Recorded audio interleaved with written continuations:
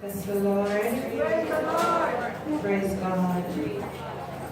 The word of God says to us this morning, and the angel of the Lord came unto her and said, Hail, thou art highly favored, the Lord is with thee.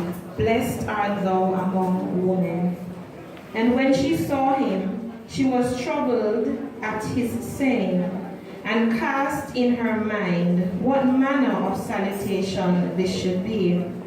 And the angel said unto her, Fear not, Mary, for thou hast found favor with God.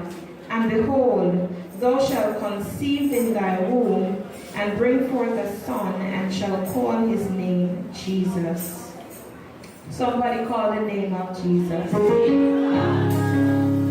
Somebody call the name of Jesus. Better than that. Can somebody shout the name of Jesus? Hallelujah. And his name shall be called Jesus. Now when we think about this name, how many times a day we call this name? We call it when we are down. We call it when we are happy. We call it when we are sad. We call it when we are lonely. We call it when we need a friend. When we need a brother, we call the name. Can somebody call the name of Jesus? Somebody call the name of Jesus. Oh, bless the name of Jesus. And today we are here to celebrate Jesus. And I'm going to invite the congregation to stand. And we're going to celebrate Jesus this morning. Hallelujah. Celebrate Jesus. Celebrate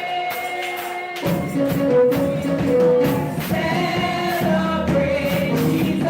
Celebrate. Hallelujah. Celebrate Jesus.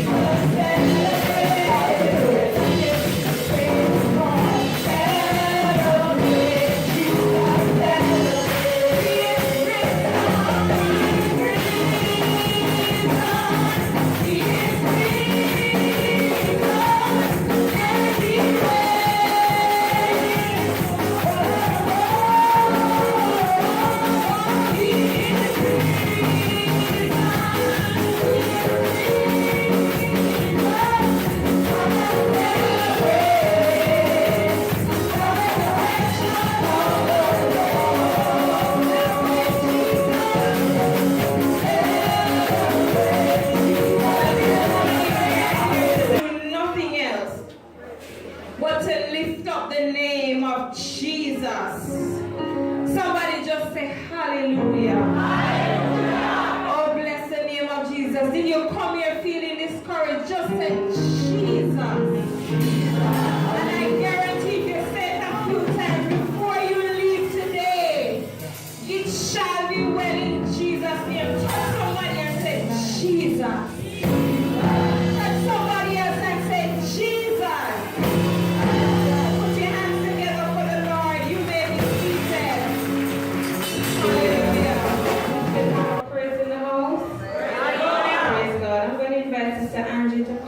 She's going to be making us feel extra welcome this morning. Put your hands together for Sister Angie. Shall we bless the Lord? Shall we magnify the King of Kings? Is there a hallelujah in the house? Is there another hallelujah in the house? God indeed is truly a good God. Good morning to all the loving saints in Christ. Is there any visitors among us this morning? Please stand. Shall we bless Praise the Lord. Is there somebody next to them? Just give them a warm sea view hug. On behalf of our pastor, Reverend Ryan Reddy, the lovely choir, the musician, and the praise team, we welcome you to the Seaview Garden New Testament Church of God, where everybody is somebody. Feel free to worship and enjoy our service. You may turn to your neighbor and say, neighbor, welcome. Talk to somebody and tell them, neighbor, welcome. Turn to somebody behind you and say, hey neighbor, welcome. Turn to somebody in front of you and spot them and say, neighbor, welcome. Come on, put your hands above your head and give God a praise and the glory. If you could just see the way that you're looking from this vantage point, you will see how beautiful you are. I realize that some of you have gained weight. Some of you have become a little bit lighter. Some of you have grown tall-haired over a short period of time.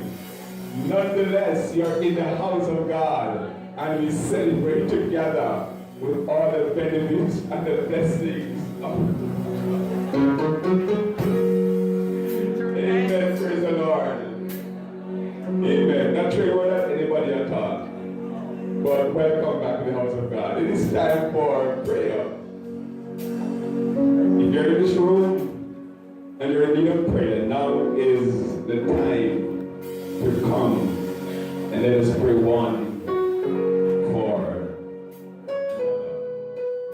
unity. Father, in the name of Jesus, we come before you this morning with gratitude and praise and thanksgiving. And yes, Lord, adoration for who you are and for what you have done in our lives. Without you, God, we are completely nothing. But with you on our sides, we are already conquerors. God, you have spared our life throughout this season. And now, God, the last Sunday of the year, you allow us to come into your house to assembly, one with another, and to give praise to you. We are grateful, God, and we're privileged that you have extended grace to us, even though we are in this sinful world. You have guided us back into the pathway of rightness, and oh God, so we just lift you up and exhort you for who you are and for what you have done. We ask you now in the name of Jesus that you will now tabernacle with your children. We pray, God, that you will rest your hands upon us. And God, now that we are getting ready to matriculate over into a new season, God, we're thankful that you have kept us.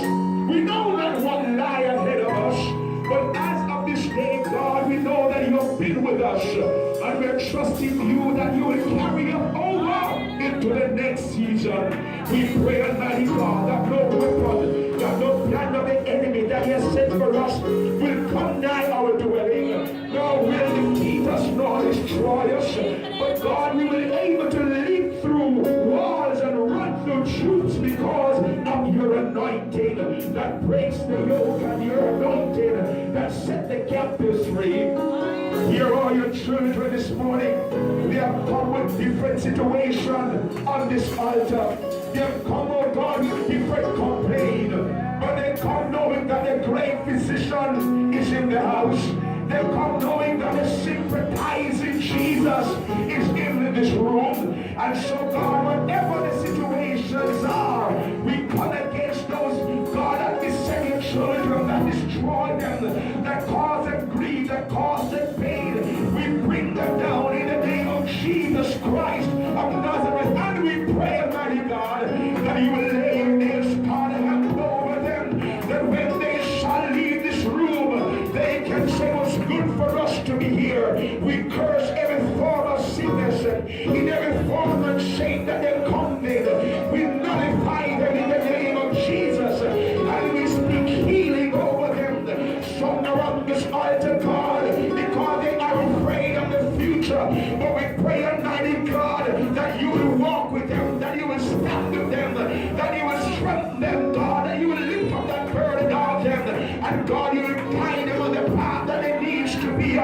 So when they shall reach to the other side, they will know that it's no good of their own, but it's of your grace and your mercy that has kept them and bring them back over, oh God, into the promised land. Touch your children. Touch those who are depressed this morning. We break the spirit of depression. Touch those who are mentally challenged. We curse that spirit in the name of Jesus. Lord, touch those who are going through the period of sorrow and the grief of a loved one. We pray that you will undergird them. We pray that you will strengthen them in the name of Jesus Christ of Nazareth. We pray, Almighty God, for those, God, who are in the hospital and know not what the future holds. Lord, remind them today that you are the great physician, that you are the sympathizing Jesus. We curse sicknesses, we curse diseases, we set you free, we say be delivered in the mighty name of Jesus. We pray for Sister Stevenson, who is once more readmitted for the same condition as was the case last time around. We know that you can do all things, and so God will put you on the case. We pray that you will touch that woman of God. We come against those gout and those illnesses in the mighty name of Jesus. And we say, Almighty God, rise up, healing to your wings, and touch your servant and bring her forth as pure gold. In the mighty name of Jesus Christ of Nazareth, devil, we curse you and your scheme. Thank your hands on God's property. We pray, God, for Sister Thomas, who had a minor surgery and is at home recuperating. I pray, God, you will heal those wounds. I pray that you will touch that body. We curse sickness and diabetes for her system. And we say, let the healing virtue of Almighty God rest upon her. Bless this local congregation. Bless everyone who walk through these doors. Breathe upon them in a mighty way.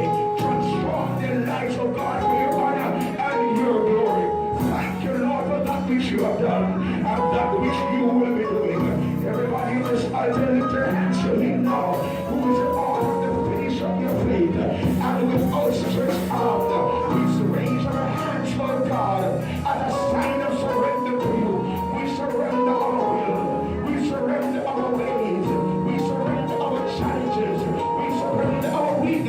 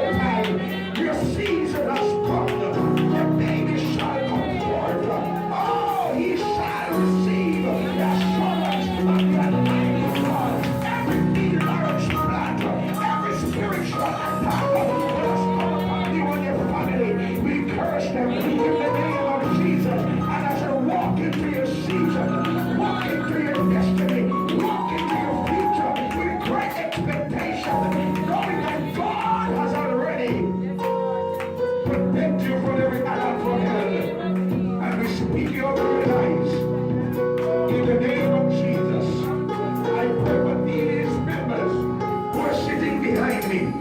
God, you know their destiny. God, you know their calling. You know their future. But God, we also recognize that the enemy is working overtime to derail, to disrupt, to destroy, to upset, to cause disappointments and mayhem in that which God has called to come into being. We nullify your scheme. We break down your plans, your attacks, your schemes in the name of Jesus Christ. We cover you under the blood of Almighty God. That said, no weapon that is formed against you shall prosper, and every tongue that is raised against you shall be condemned. We cover you corporately. We cover you spiritually. We cover you sufficiently with the peace of Almighty God. The blood of Jesus over your household, over your plans, over your future. In the name of Jesus. And seal it with your peace that passeth all understanding. Thank you for the finished work. Thank you for the finished work. Thank you for the finished work. We build on the foundation of the finished work. We glorify you for the finished work. We praise you for the finished work. We tell you thank you, Lord, for the finished work of the cross. In Jesus' mighty name. Amen and amen. And amen. Shall we lift your hands?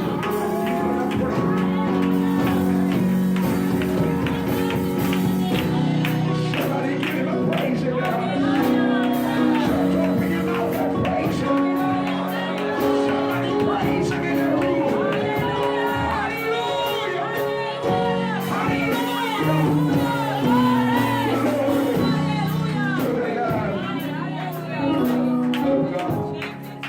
You can go back to your seats, giving him praise and giving him all the glory. Hallelujah. I want to tell you again, the old song that we normally sing in church, it says, don't try to tell me my God is dead. He woke me up this morning. Don't try to tell me he is not alive. He lives within my heart. Tell your neighbor, God is not dead. Tell somebody, neighbor, God is not dead. Whatever the enemy is planning for you, believe that my God is alive and he's well. Hallelujah. Hallelujah. He knows the future. He knows the rising up. And he knows the setting down. He is working it out. Tell somebody, neighbor, he's working it out.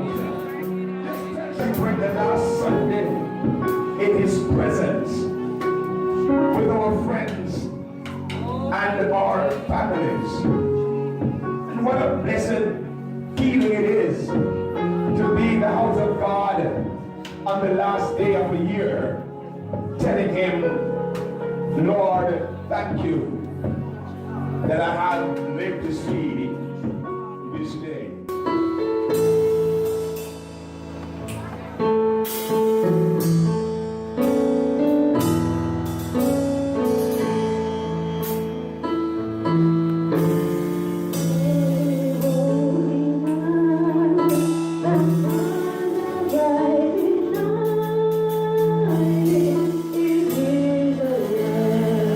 Oh,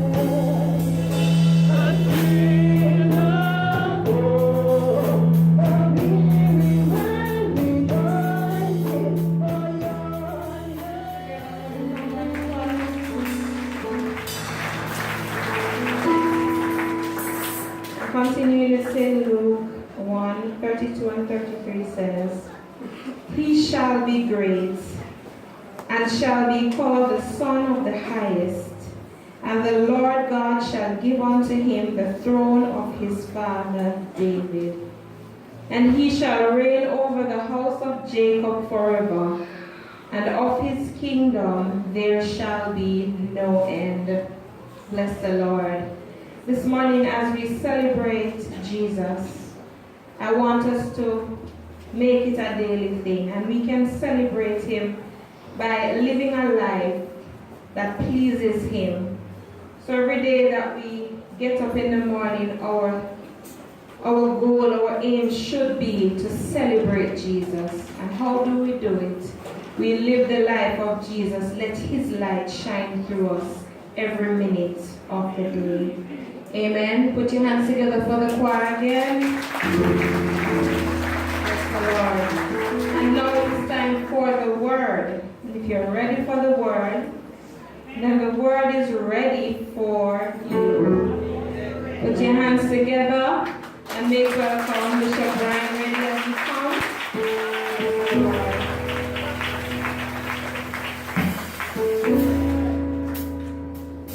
Thank you very much, Sister Reddy. To the men and the women of the Church and Pastors Council, brothers and sisters, friends of the community, visitors, I greet you this morning in the mighty name of our Lord and Savior, Jesus Christ. It is a good thing to be in God's house with God's people, to lift up and to adore his name. The writer declares how sweet the name of Jesus sound in a believer's ears, soothe his sorrow, heal his wounds, and drive away his fears. In the spirit of Christmas, we are gathered here not to celebrate the birth of Christ, as many of you would have practiced for many years, including myself. We are here this morning to recognize him coming and redeeming us unto himself, so that we could be called a people who are called by his name. I would love for you to turn your Bibles with me to the book of 2 Thessalonians chapter 2, and we want to look at verse 1 to verse 3 of the text. 2 Thessalonians chapter 2, we read from verse 1 to verse 3. Amen. Now we beseech you, brethren, by the coming of our Lord Jesus Christ, and by our gathering together unto him, that ye be not soon shaken in mind, or be troubled, neither by spirit nor by word, nor by letter, as from us, as the day of Christ is at hand. Let no man deceive you by any means, for that day shall not come, except there come a falling away first, the man of sin be revealed, the son of perdition. We honor God's word by saying, Amen. My brothers and sisters, if you would go back with me to the past 7 years, you would recall that this year is the bloodiest year in Jamaica's history. And it calls to mind what actually is happening. And so this morning, we want to talk to you on the thought for the day, a nation under illusion. In a letter to the Christians at Thessalonica, Paul speaks of a future event he calls the day of the Lord, as he writes, "We beseech you, brethren, by the coming of our Lord Jesus Christ, and by our gathering together unto him, that he be not soon shaken in mind, or be troubled, neither by spirit, nor by word, nor by letter as from us, as the day of Christ is at hand. Some theologians believe the day of the Lord Paul refers to is the final judgment.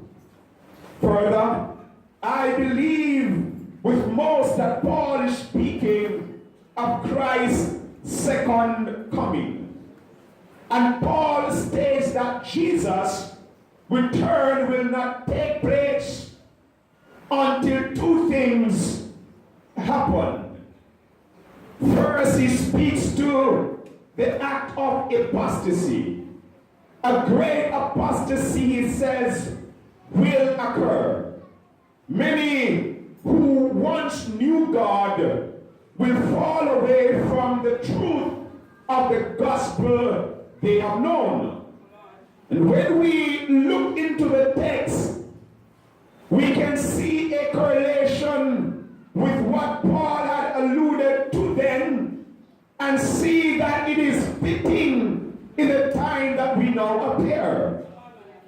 It is said that hundreds, if not thousands, of Christians backslide a year, that include pastors. Something is happening that should cause us to raise our red flag and to look beyond the glaze of the sun for the coming of the Messiah. The other thing that he says is that the Antichrist, or man of sin, must be revealed. It should be obvious to every lover of Jesus that a falling away is already taking place in our world. Many believers today, as well as Christians, throughout the past few decades, have grown cold in their love for God. With that in mind, I'd like for us to focus on Paul's second point, that the day of the Lord won't come until the man of sin is revealed. So what exactly does Paul mean by this phrase? Is he saying Jesus won't come back until the Antichrist has been enthroned as a world ruler and we will know his identity? I am of the view that Paul knew that Christ could return at any moment. Jesus himself says, he'll come when we least expect, in the twinkling of an eye. In other words, Paul is saying, as quick as you can blink your eye and open it, Christ could put in his appearance. I believe we will find the key to Paul's meaning in the use of the word revealed. The Greek meaning here is uncovered. I believe Paul is saying Jesus won't come until the Antichrist full plan and agenda are exposed and the church is made aware of it. Of course, my friend, the Antichrist plan has already been exposed in Paul's letter. Paul declares the mystery of iniquity does already at work. In 2 Thessalonians 2 verse 7, he says that a mysterious form of sin even now is at work, will usher in the Antichrist. Apparently, my friend, a spirit of iniquity will fall upon lost humanity, gripping people's heart with fear, amen, of sin, and so they will run from God into the arms of the enemy instead of running from the enemy into the arms of grace. Yet there is another meaning to the phrase mystery of iniquity. It comes from a Greek word meaning silent intention. Paul is talking about a secret initiation into the call of the Antichrist, a subtle or demonic influence he shows, amen, taking place in our world as we speak. Right now, my friend, this same mysterious spirit is at full seductive power at work in our nation, preparing masses of people to receive the man of sin. Thousands daily are being brainwashed silently and in secret to be initiated into his fold. And this satanic work is happening so fast and so efficiently. The man of sin could ascend, amen, to power in no time. We don't need to see some physical revelation of the Antichrist before Jesus comes back. His satanic spirit is already being manifested, amen, in thousands of people around the world. I am of the view, my friend, that there is something more than murder that is happening in our country called Jamaica. I am of the opinion that there is something demonic in that satanic that is taking place in Jamaica. I am also of the view that there are some who are profiting from murder and bloodshed. But I come to expose the deeds this morning and to declare to this house and this nation that Jesus Christ is still Lord, to the glory of God. I want every man to hear my voice today and to remember this day that if the politicians are involved, amen, in the mayhem and the bloodshed, they are going to be exposed. Amen. If men or women in our communities, amen, are involved with cash for gun and murder for hire, gun trade in our nation, you are going to be exposed. And I come this morning to declare that we are pulling down the stronghold of Satan's kingdom this last Sunday 2017 in the name of Jesus. We want to declare to this community and this nation that we won't sit by and look at our young girls being slaughtered and look at our young men taking up guns and crack and cocaine. We are going to put a stop order on these kind of even narcissistic abuse in our nation and speak life of our country and our community. Can somebody praise him in the house today? Paul explains the mystery of this iniquity. Paul said the mystery is simply this: Satan is going to succeed to seduce masses into depths of lawlessness. My friend, the Greek word Paul used for iniquity in this passage means literally lawlessness. Therefore, the mystery is of one lawless meaning. Multitudes are going to act without law or in all restraint. Yet this lawlessness is not simply a rebellion against the rule of man. It is not about rebelling against civil authority or about committing robbery, rape, or murder. These things do provoke God's wrath, my friend. But the mystery of lawlessness goes much deeper into our psyche and our culture. It is an outright rejection of the truth that is in Jesus Christ, a casting aside of God's holy word and his command. It is rebellion against the restraint of the Holy Scripture. So I want somebody to understand that already the lawless man is on the work. He's doing everything to seduce the body of Christ. Let me show you what I'm talking about. You will have people who are in the Christian faith declaring that they know Jesus, but then later on they see them appearing on TV that they have found Allah, they know that He the true and living God. Then you see people talking about it. I was a servant of the Lord Jesus Christ, but I have found another way. That is a deception.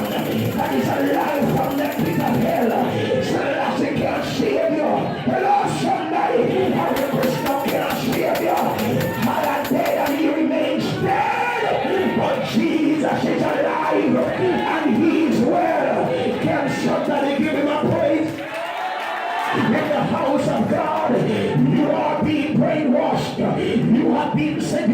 but the Spirit is here. He comes to liberate you. He comes to set the captive free. He comes to break the chain and the fetters that hold you captive. And He comes to give you liberty. My friend, if you're in the gap business, liberty is in this room. If your hand is in bloodshed, liberty is in this room. If you're involved in iniquity and witchcraft, liberation is in this room. We are talking about Jesus. You don't sit down and look easy. You don't understand that we are up against battles. You don't understand that the church is under siege. We can't sit down. We cannot be quiet. Oh, somebody give me praise. Somebody give me praise. We got to expose Satan's scheme. We got to declare that Jesus is Lord of our lives, Lord of our community, Lord of our children, Lord over your husbands, Lord of our wives, Lord over the body of Christ. And He said, upon this rock I will build my church, and the gates of hell. Oh, come on with the church of God. The gates of hell shall not prevail. Notice He did not say that the gates of hell will not come. The gate of hell will come. The gunman will come to your house. The gunman will crunk up the gun. But he shall not prevail, because Jesus is Lord. He's a rock in a weary land. I feel my help coming on. He's a shelter in the time. Strong, He's my battle axe. He's my rock in a weary land. He's my shelter. He's my shield. He's a rock. He's my fortress. He's my protector. He's my burden bearer. He's my problem solver. He's my shepherd. Somebody call His name.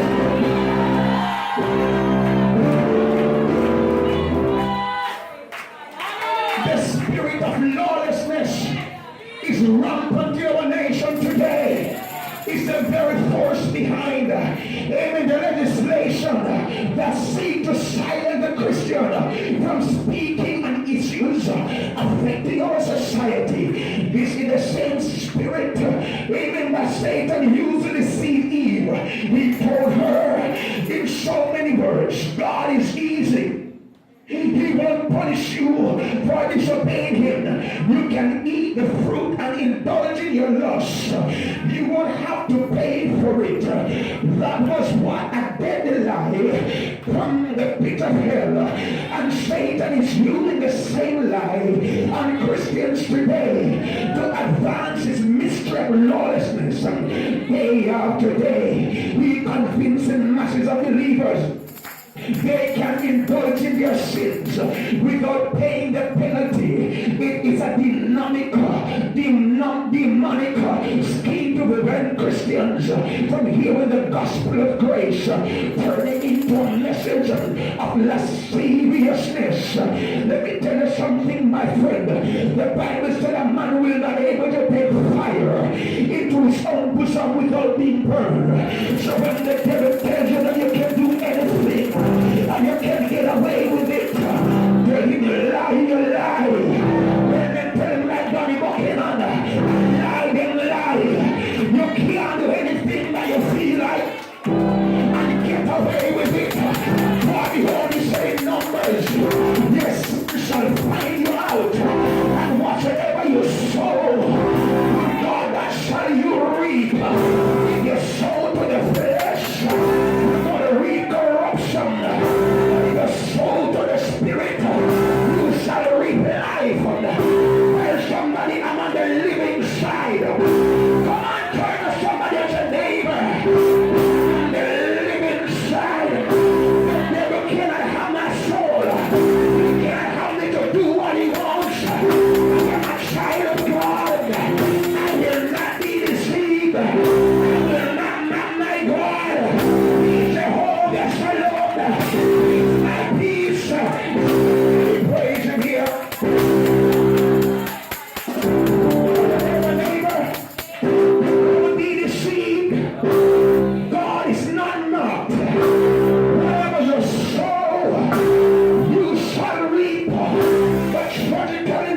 Many lukewarm Christians are succumbing to the spirit of lawlessness. Some have already been initiated into the cult of the Antichrist. They want to carry the same kind of spirit and their cultic behavior in the church of God. How do you know them, Pastor? You can't talk to the cultic believers because they tell you that, amen, I am my own woman. They do whatever they please. You are under delusion. You are being misled by the spirit of perdition. You are running down the road of lawlessness. But I say there's two roads before you. You better pick your choice. If you want to run down hell, run down the broad road. If you want to come and have life, run the narrow road. Jesus said, I am the way, I am the truth, and I am the life.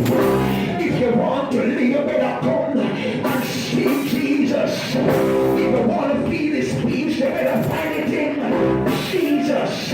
Oh, Pastor, sometimes when I feel frustrated, I will take a little Ryan Neville. I will take something to calm my spirit. My friend, the Bible said wine is a mocker. Amen. And anybody who is deceived by it is not wise. Flee from Ray J and Neville. Flee to the spirit. Run to the spirit of God. You may think I will never be fooled into following the Antichrist. But Paul says the Antichrist will rise to power because people will be blinded and deceived by his own sin. After the working of Satan with all power and signs and lying and wonders and with all the deceivableness of unrighteousness in them that perish because they receive not the love even of the truth that they might be saved, say the apostle in 2 Thessalonians 2 verse 9 through to 10. Not everybody who you should lay hand on people and they fall over in the Spirit of God. You better know him. The Bible says you must try the Spirit and prove him. Satan will deceive masses of people by convincing them of a subtle but powerful lie. And what will his lie be, Pastor? He will convince the world, even as he convinced Eve. God does not punish sin. Paul said this deception will come with all deceivableness because they receive not the love of the truth that they might be saved. According to verse 10, he then added, for this cause or this reason God shall send them what? Strong delusion that they should believe a lie. Who will send them a strong delusion? God will send them a strong influence that they may believe. You know why? Because they know not God. Oh, I want to talk to somebody here. God loves you so much that he sent this son. If you turn your back on him, you will even be a part of the enemy scheme. My friend, if you notice, our nation, Jamaica, is right now under strong delusion. Jamaica today is under, in my opinion, the seductive power of satanic lies. Before I say anything else, please know that I speak here not as a political figure, neither member of the JLP or the PNP. What I have to say has nothing to do with politics, but everything to do with spiritual truth. The fact is, some of our nation leaders have cast aside God's word completely, showing absolutely no biblical respect for the truth of God. They are the same person who's sitting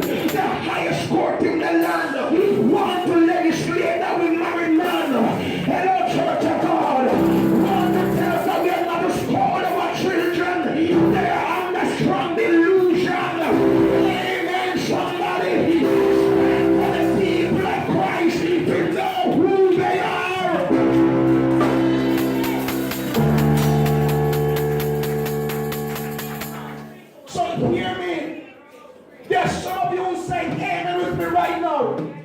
You are so colorblind politically that you will follow any political party down to hell and lose your soul. You know that the man in a mix up. Hello, Church of God. You're not behaving like you don't notice that Jamaica with it. And members of parliament involved in the crime and violence. They can turn it on and turn it off. Some of us know it, but you report for them. You are under illusion that God will take off the scale from your eyes.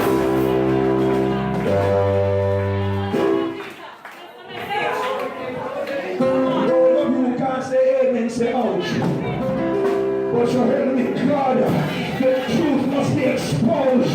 We can get rid of some political figures out of the Jamaica House, out of Parliament, out of our Supreme Court, out of our police forces, so that Jamaica can be one nation under God. Please review the fellowship.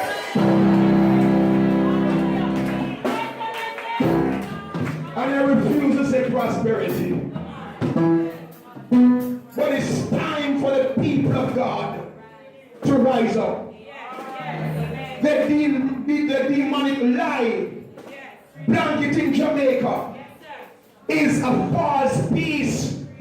We see it in Mountain View last night. We see it in Seaview Gardens a couple days ago.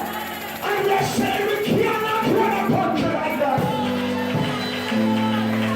When the state has to negotiate with political leaders to stop the guns from barking, that's not a premise to build a country upon. We must lock them up if they are empty, lock them up. You know somebody, we don't care which party they are from.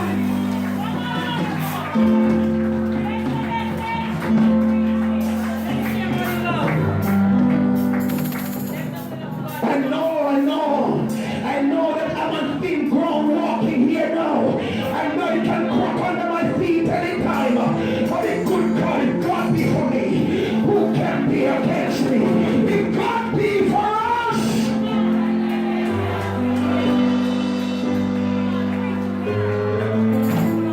when you're in a nation and the state cannot adequately protect you, it tells you that the state has lost its moral authority to govern. When the state had to call some man and say, man, we are coming here to work in the community because we want peace. And then the state is walking with the same man that will fire gun upon them. And say there was something wrong.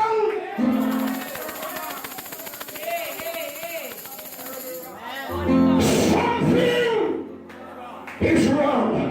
When you look on some man take, I'm gonna find a young girl head in her bed and nobody wants to talk because everybody is afraid of what is happening. Something wrong in a Seaview Garden. The receiver as bad as the road. And guess what? You're giving them confidence to walk in your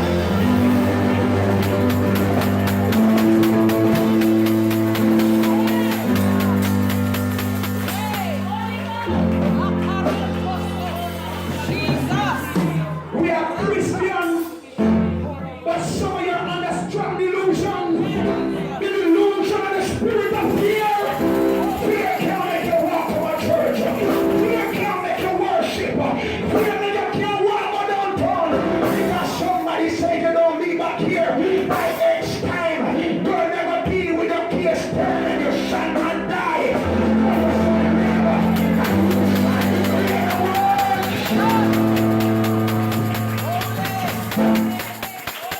You have nothing to fear, but fear itself. And the Bible says fear is a spirit. The church doesn't hug up spirit that is not of God. The church of God drive by the spirit back to hell. Let's hear here. We're canceling some death appointments for 2018. Oh God Almighty. Hallelujah. Some many of us sitting here today, you're under the bullet eyes. You're under the gun already. You are being targeted. You are being sniped out. They're just waiting for the location. But I cancel every death threat. I cancel every bullet. I cancel every ambush. Lord, Lord, Lord, Lord. You're speaking life over you and your house. In the name of Jesus.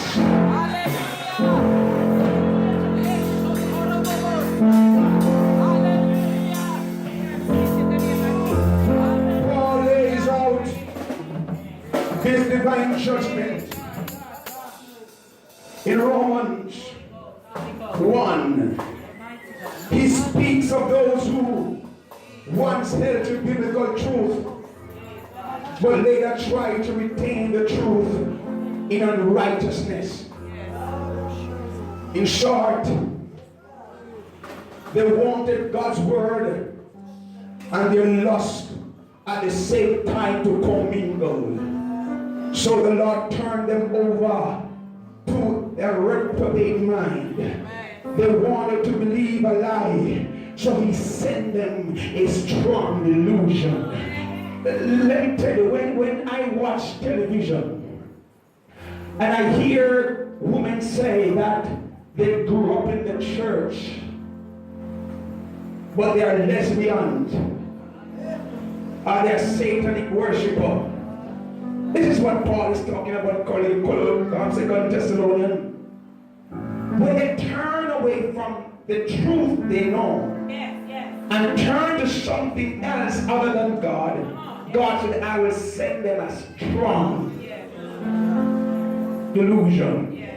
So in their mind, they think they're all right, but they're under the wrath and the judgment of Almighty God. And listen to Lady Saw. Everybody know who Lady Saw was. One of the most slapped female artists in Jamaica. Lady Saw grew up in the church. She's a sing in the church.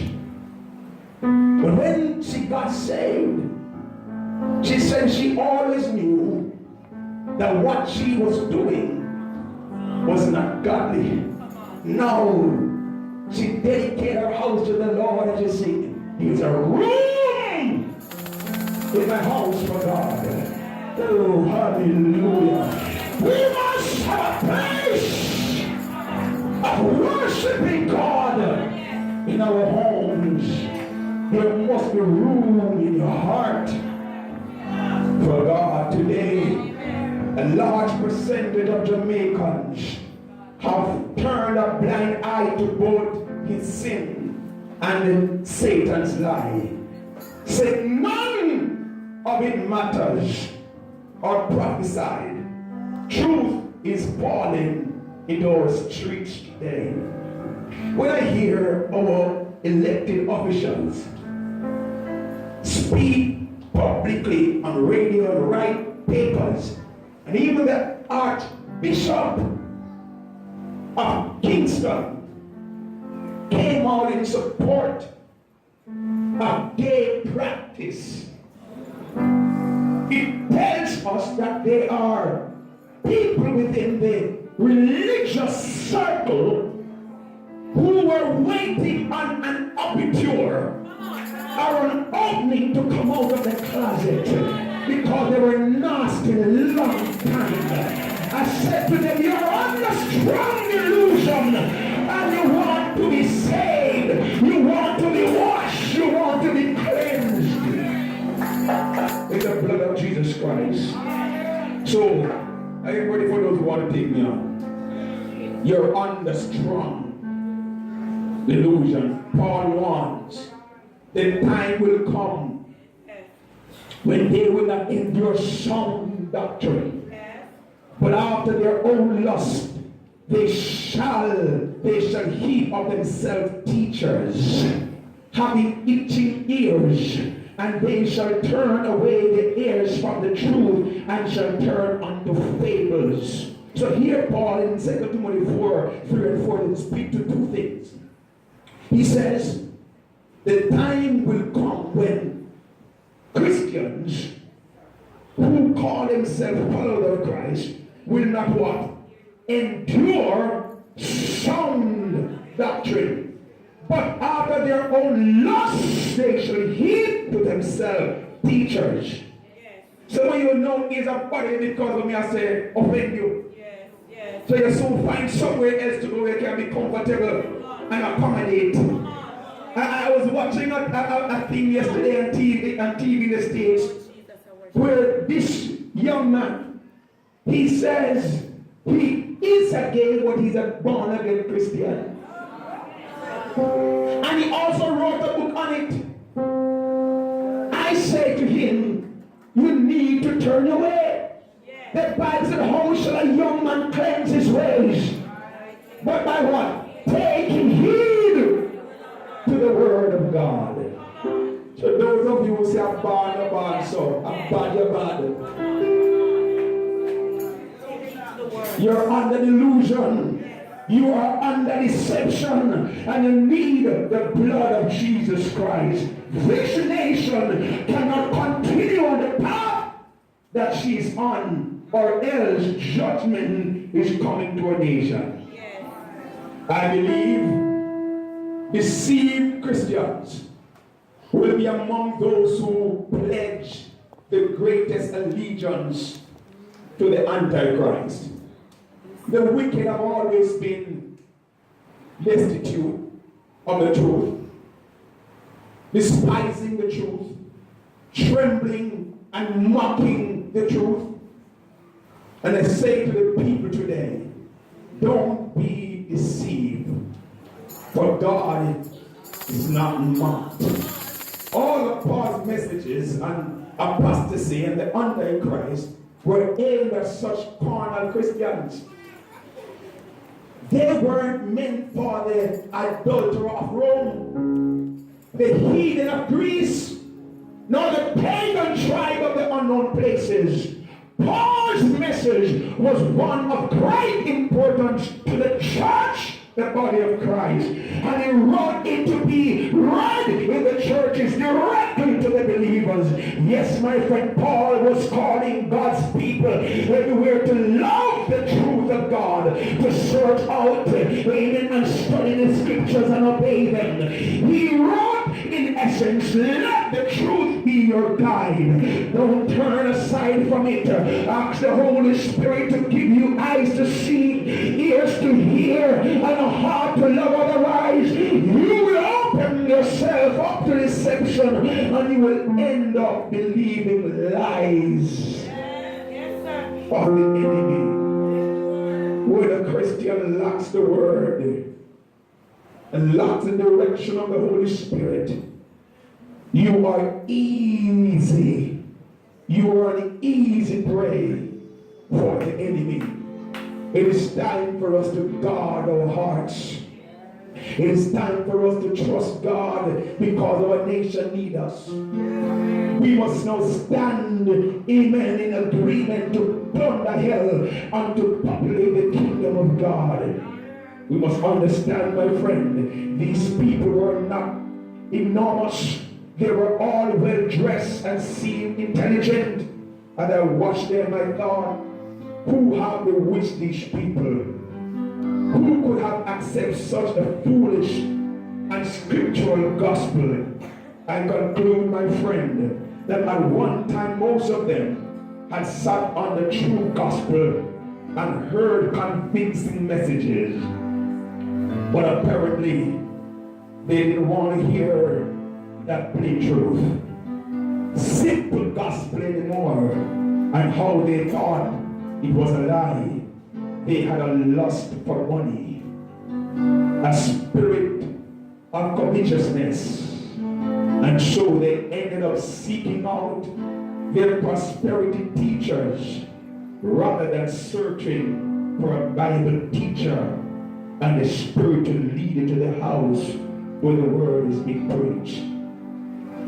I am convinced those people could listen to a powerful sermon exposing their whole false lying system, and yet they would never hear a word and believe it. They have been given over the Texans to strong delusion, and they believe the devil's lie than the truth of God. Paul called such deluded Christian men of corrupt minds, reprobates concerning the faith. 2 Timothy 3 verse 8. They knew the truth, but they resented because of the pleasure that life gives to them. I believe the Antichrist is going to arrive as the greatest prosperity preacher of all times. He'll surely be a religious personality, someone who has promised health and wealth to his people. And those who are being brainwashed right now by false teachers will end up being his strongest supporters. They'll accept him as a true man of God. If you don't believe this, simply recall the scriptures.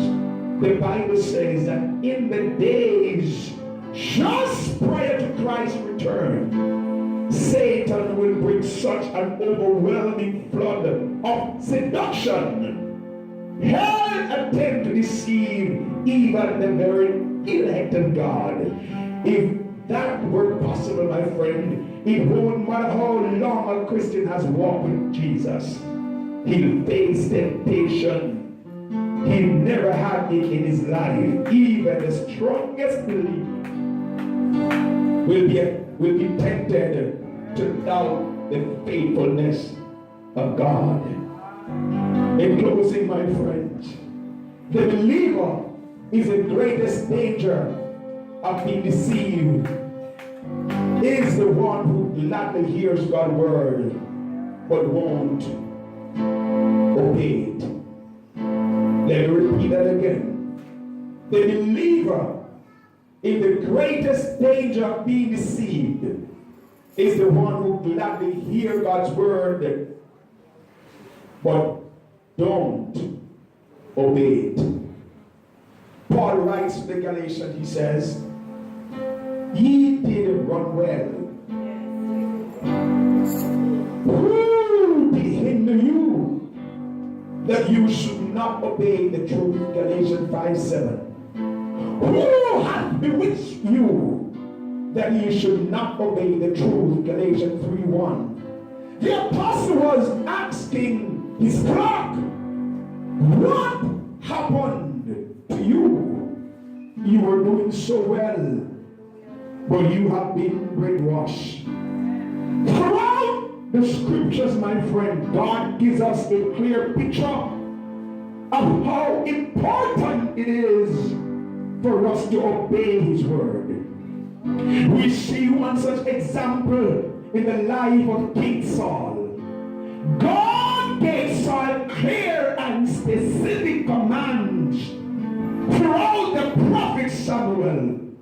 He instructed Saul, go and smite Amalek and utterly destroy all that they have, and spare them not, but slay both man and woman, infant and suckling, ox and sheep, camel and ass. 1 Samuel 15 verse 3. Did Saul obey this command from the Lord? Scripture tells us Saul smote the Amalekites, and he took Og, the king of the Amalekites, alive. Saul and the people spared Og and the best of his sheep and of his ox and of the life-threatening things. According to verse 7 and 9. God had given his word to Saul in clear and crystal terms. Yet after Saul went into battle, he obeyed the Lord only to a point. Does that sound like many of us Christians? He obeyed only to a point rather than destroying everyone and everything. He spared the king. And he even kept some of his brothers in battle. Samuel was grief-stricken when he heard this. He told Saul, the Lord sent thee on a journey and said, go and utterly destroy the sinners of the Amalekites and fight against them until they be consumed. Wherefore then didst thou not obey the voice of the Lord, but didst fly upon the spoil, and didst even the sight of the Lord? Verse 18 and 19. At this point in the scripture gives us a grievous chilling word. Then came the word of the Lord unto Samuel, saying, I repent of me that I have set up Saul to be king. For he is turned back from following me and had not performed my commandments. My friend, when God gives the church and the nation a command, the nation must obey. The people of the nation must obey, or else you will grieve the Spirit of God. You will anger God, and God will send strong delusion. You remember when Samuel died, like Saul died, Samuel died, and he could no longer hear from God. He went and he says, go and wake up the old man, because I want to hear something from God. So he went to the grave with the witch that he himself had driven out of the nation, and summoned the prophet, and he thought that it was Saul coming up. But it was a strong delusion.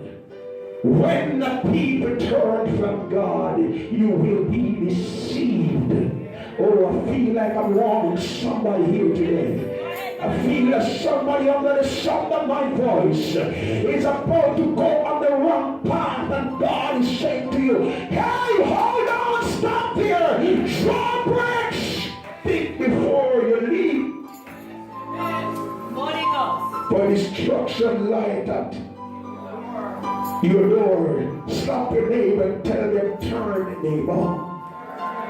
Tell somebody else, turn and obey the voice of the Lord.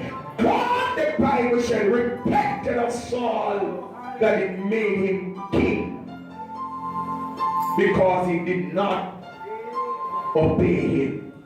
Right now, his spirit may be speaking to you in a kind, wooing voice, saying, your lust stand between us, interrupting your communication with me. I can no longer bless you while you persist in that path. Turn and trust my spirit to help you. Lay down now, my child. But soon God may speak to you in anger, saying, if you won't lay down your lust, I'll expose it, and it will destroy your life. I was running, but I want to tell somebody that in the body of Christ, every one of us, including the preacher, must come under the authority of the voice and the command of Almighty God. And there can be no two ways about serving God. There has to be only one way. There are some of you sitting here listening to me who have been playing daddy house in the house of God. You're under strong delusion, but the Spirit of God wants to break that and give you liberty. Some of you can't hear His voice anymore.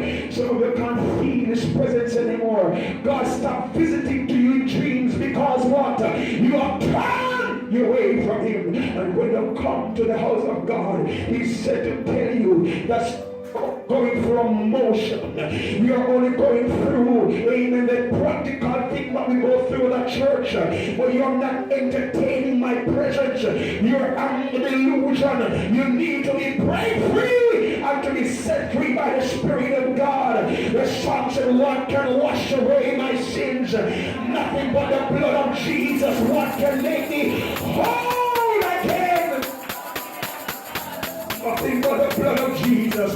Oh, precious is the flow that makes me what? White as snow, no other fount I know. Nothing but the blood of Jesus. Choir, you need to get it right. Talks about you need to get it right. Praise team, you need to get it right. Audience, you need to get it right.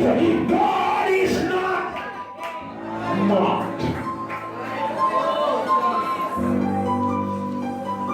God is telling us through this passage that He means what He says. He's saying, I am showing you how I feel about your obedience to me and your disobedience. I want all your hearts and all your love, not just half-hearted obedience, but total commitment. If the Lord's message to Saul had been foggy or unclear to you, would be justified in saying He should have made an allowance for Saul. If you disobey, you will feel the wrath of Almighty God. So then, what is the point of this message, Pastor? I want to say that this to all our brothers and sisters. The Antichrist is going to come and is seen as a great prosperity preacher in all of history. Surpass Creflo Dollar, Benny Hinn, and all of those top men in the States. And the devil is already picking half-hearted believers to be initiated into this occultic practice.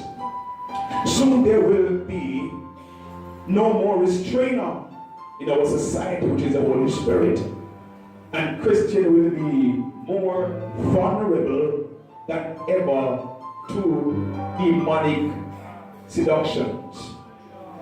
This is just what happened to many Christians in the days of Hitler.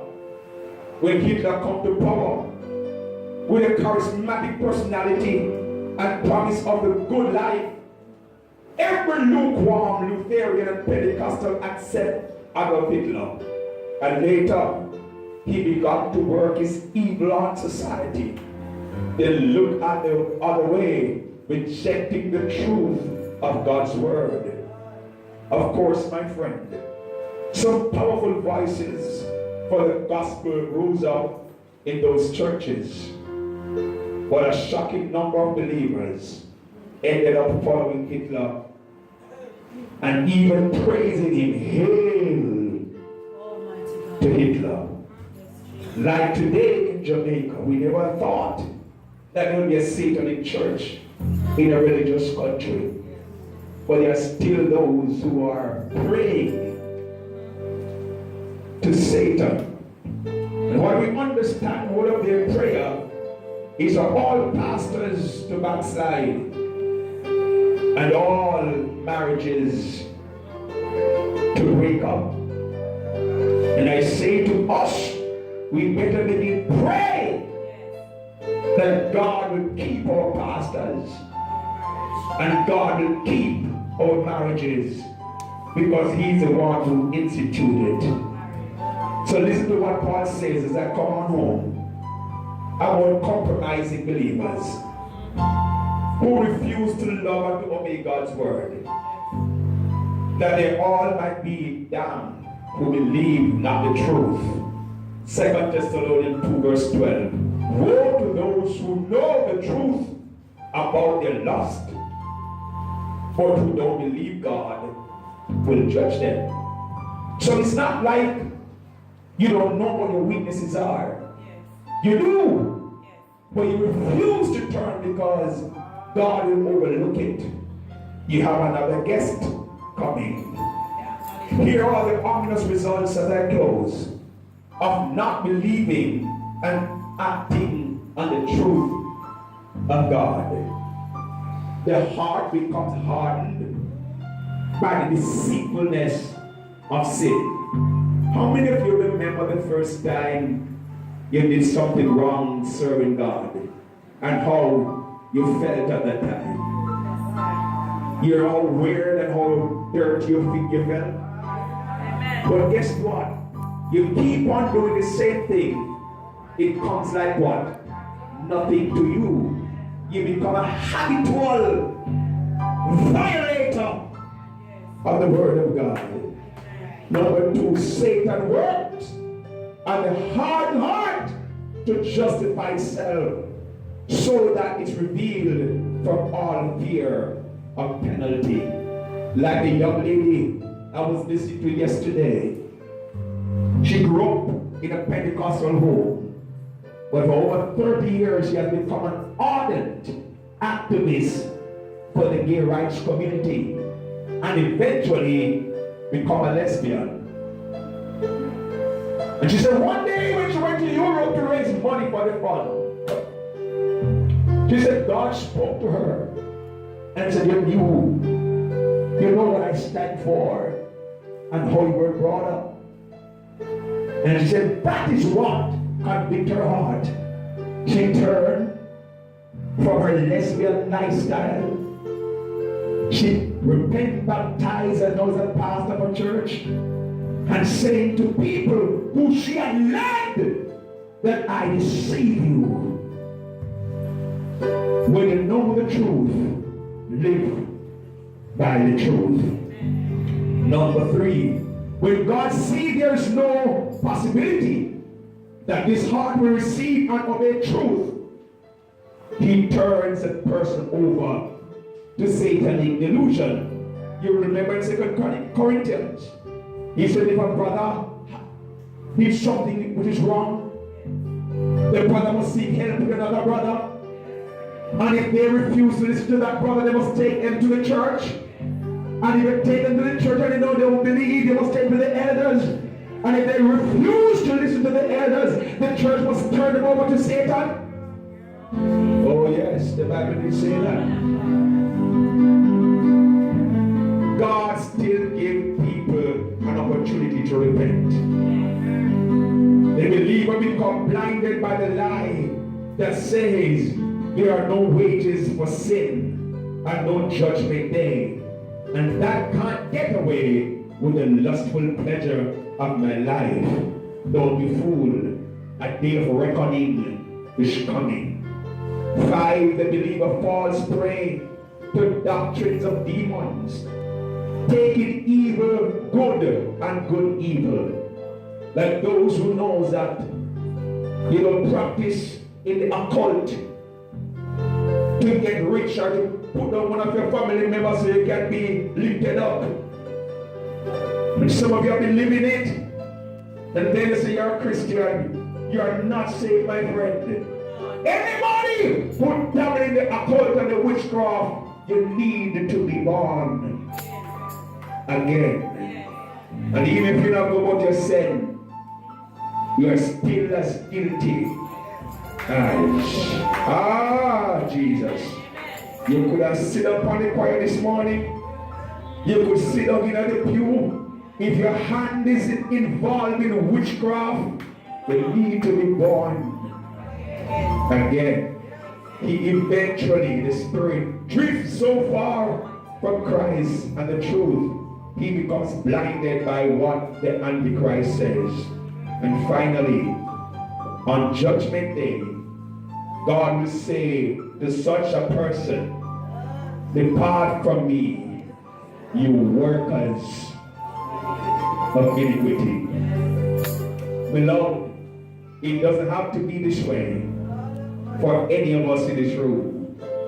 God has made a covenant promise to remove all delusion from us and give us victory over sin through the power of Christ and his death on the cross. All he asks is, what we declare war on our sin, saying, I won't make peace with this habit. I will break it so that Christ can have his way in my life. Help us break this delusion over your community by being silent no more and stand up for justice. Whether it be in the political arena or in the Christian circle, let us stand up and let our voices be heard. Whether they hear or forbear, let the justice of God run in our community as judgment and his peace as a mighty stream. The church must now let her voice be heard. Break away from anything that seems to be cleaving and encroaching on your Christian faith and run. If you're a Christian and you are single, keep your body pure, because it is a temple of the living God. And if you're married, keep yourself pure. And if you're middle-aged and you have still not yet said I do, remain faithful unto God. Because the day will come when you and all of you, including myself, will have to stand before God. Then what will your answer be? Oh, I went to church every Sunday. I pay my tithes, I give my offering.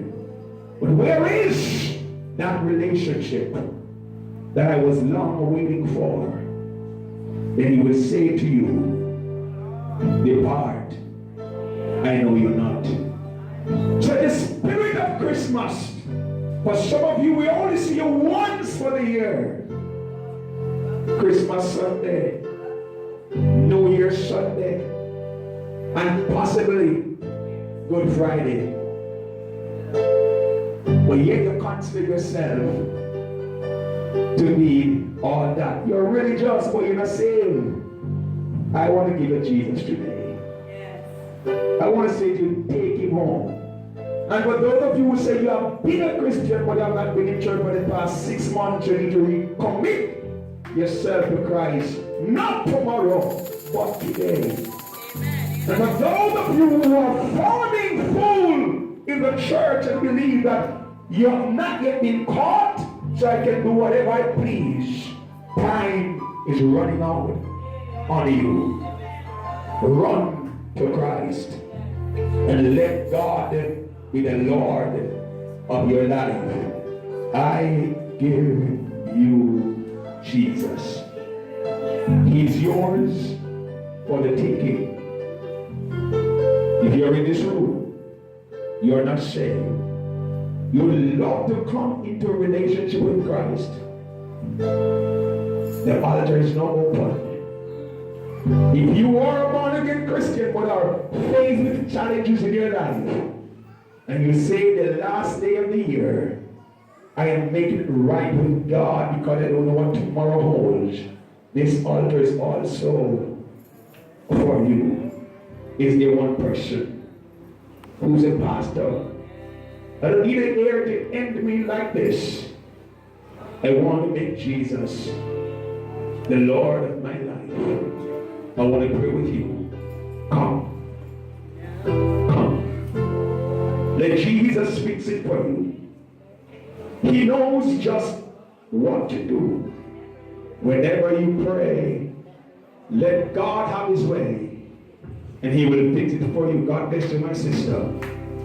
Break the spirit of delusion that even in church I am under Satanic control. I break that spell today.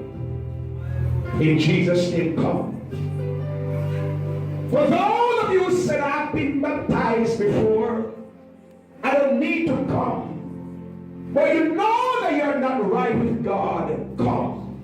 Break that delusion spirit and come. But those of you who are forming around with your Christian life, doing hopscotch today and tomorrow, come! Time is running out. Time waits on no man. Whether you're great, simple, whether you're big or small, whether you're tall and handsome or slim or skinny, come! Jesus is calling you. Come to Jesus today. Young men, come. Young ladies,